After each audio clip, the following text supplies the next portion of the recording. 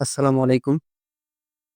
আমার হাতে দেখতে পাচ্ছেন এই মুহূর্তে একটি সার্কুলার, যেটি হলো গণপ্রজাতন্ত্রী বাংলাদেশ সরকার কৃষি মন্ত্রণালয় প্রশাসন ১ শাখা। সার্কুলারটি প্রকাশিত হয়েছে, যেটিতে আপনারা চাইলে আবেদন করতে পারেন।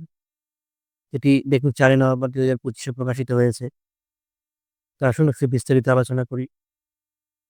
এবং এখানে বলা আছে, কৃষি মন্ত্রণালয়ের রাজস্ব খাতভুক্ত নিম্নোক্ত শূন্য পদে সরাসরি নিয়োগের লক্ষ্যে পদের পাশে বর্ণিত শর্ত সাপেক্ষে যোগ্যতা সম্পন্ন প্রকৃত বাংলাদেশী স্থায়ী নাগরিকদের নিকট অনলাইনে নির্ধারিত সময়ের মধ্যে আবেদনপত্র আহ্বান করা যাচ্ছে। অনলাইন ব্যতীত কোনো আবেদন গ্রহণ করা হবে না। এখানে টোটাল ৬টি পদে আপনাদের ২৪টি লোক নেওয়া হবে। তো আসুন, প্রথম পদটি হলো সরেজমিনে তদন্তকারী। এটি গ্রেড ১২, ১১,৩০০ থেকে ২৭,৩০০ টাকা বেতন। এর পদের সংখ্যা হলো ৪টি। এর শিক্ষাগত যোগ্যতা কোনো স্বীকৃত বিশ্ববিদ্যালয় হতে কৃষি, কৃষি অর্থনীতি, গণিত, অর্থনীতি, পরিসংখ্যান বা বাণিজ্য বিভাগে ২য় শ্রেণী স্নাতক। এর পরবর্তী পদটি হলো ৬০ মুদ্রাক্ষরিক কাম কম্পিউটার অপারেটর, যেটি গ্রেড ১৩, ১১,০০০ থেকে ২৬,৫৯০ টাকা। যেটি পদ সংখ্যা হলো ৭টি। এর জন্য শিক্ষাগত যোগ্যতা লাগবে কোনো শিক্ষিত বিশ্ববিদ্যালয় হতে স্নাতক বা সমমানের ডিগ্রি, কম্পিউটারে প্রশিক্ষণপ্রাপ্ত, ষাটলিপিতে সর্বনিম্ন গতি মিনিটে বাংলায় ৪৫ এবং ইংরেজিতে ৭০ শব্দ থাকতে হবে, এবং কম্পিউটার মুদ্রাক্ষরে সর্বনিম্ন গতি মিনিটে বাংলায় ২৫ এবং ইংরেজিতে ৩০ শব্দ থাকতে হবে। কম্পিউটারে ওয়ার্ড প্রসেসিং সহ ইমেল, ফ্যাক্স পরিচালনায় দক্ষতা অভিজ্ঞতা থাকতে হবে। এটি গেল ২ নাম্বার। এরপরে ৩ নাম্বার পদটি হলো কম্পিউটার অপারেটর, যেখানে ৪ জন নেওয়া হবে। এটিও গ্রেড ১৩।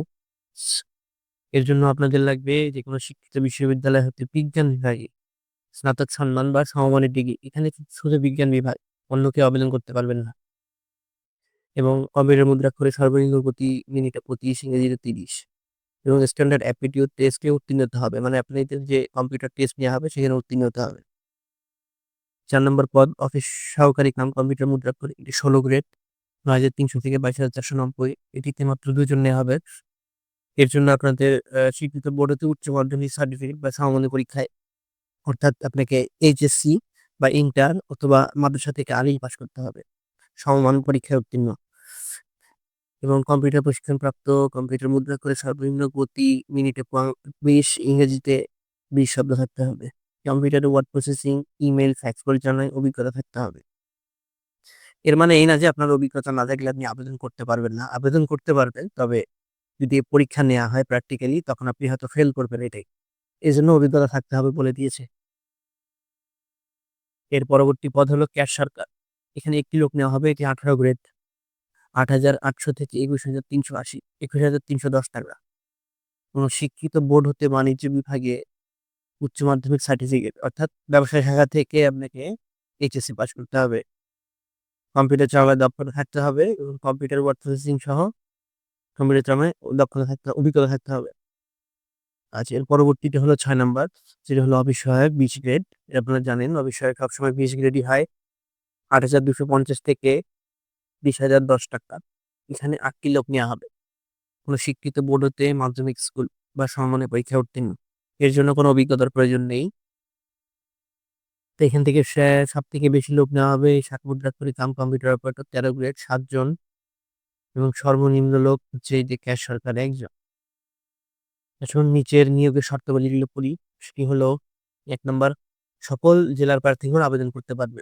মানে এখানে বাংলাদেশের ৬৪ জেলার সবাই আবেদন করতে পারবে, এবং আবেদনকারীকে অবশ্যই বাংলাদেশের স্থায়ী নাগরিক হতে হবে।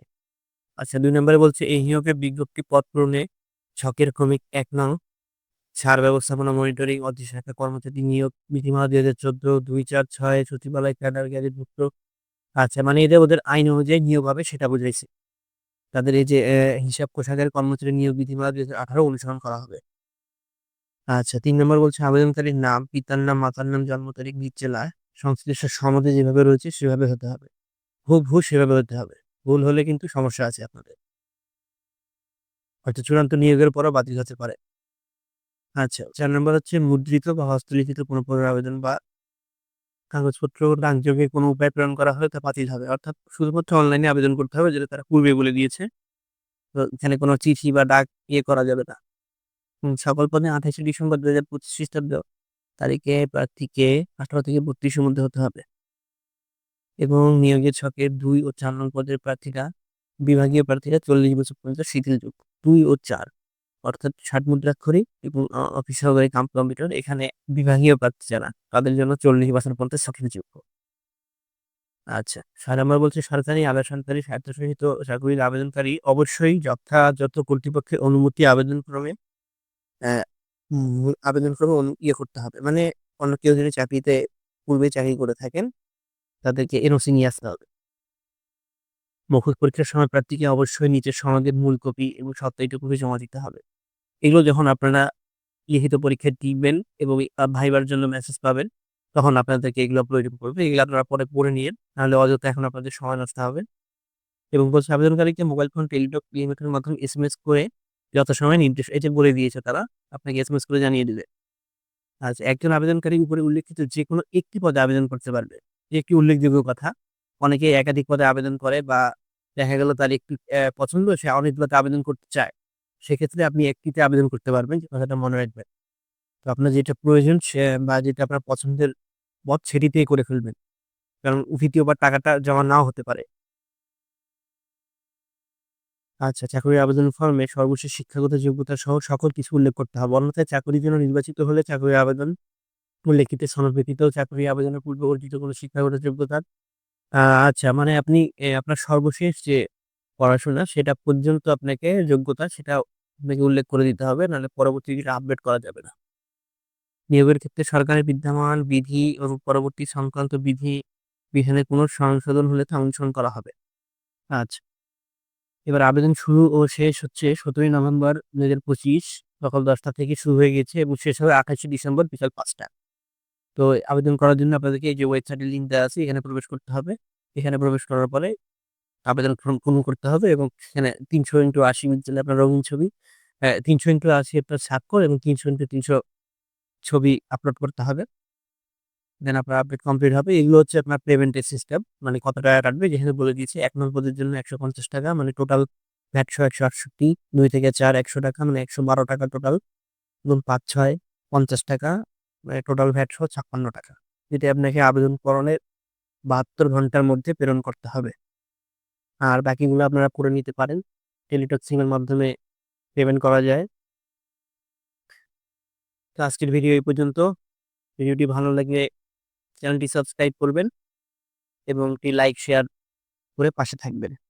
এতক্ষণ আমাকে শোনার জন্য ধন্যবাদ।